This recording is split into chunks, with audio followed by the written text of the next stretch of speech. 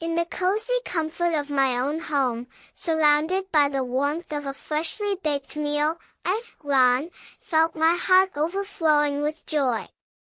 The aroma of milk wafted through the air, and I couldn't help but let out a contented sigh as I savored each bite.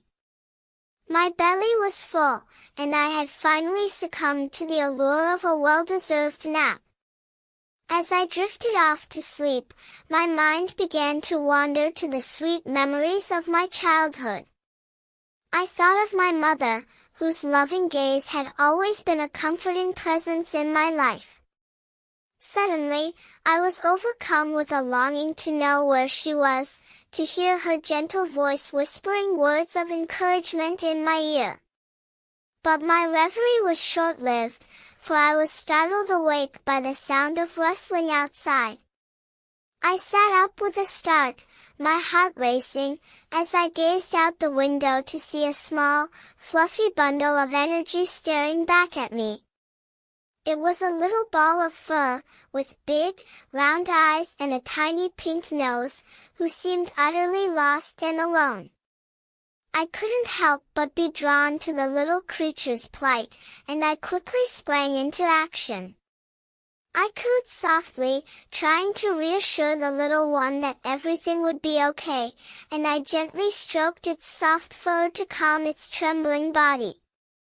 As I did, I noticed that it was trying to get out of the small alleyway where it had somehow ended up. I wondered what could have brought it there, and whether it had been frightened or lost its way. As I pondered this, a thought struck me. What was that strange, white substance that seemed to be calling to the little one? It looked like milk, and its sweet aroma was unmistakable. I called out to my mother, who was watching from the window, and together we decided that we would take care of the little creature and give it the nourishment it so desperately needed. But alas, our joy was short-lived, for we soon realized that the little one was not allowed in our building, according to the strict rules of the condominium association. We would need to find someone who would be willing to take it in and care for it.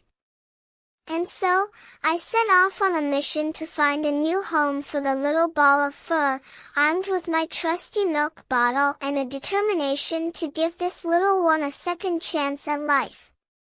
As I walked, I couldn't help but think of my own childhood, and the countless times my mother had comforted me with a warm, soothing voice and a gentle touch. And now, as I journeyed through the city, I felt a sense of purpose, knowing that I was following in her footsteps, spreading love and kindness to those in need. And so, dear friends, I invite you to join me on this heartwarming journey, as we discover the joys of compassion, kindness, and the simple act of giving. For in the end, it is these small acts that truly make life worth living.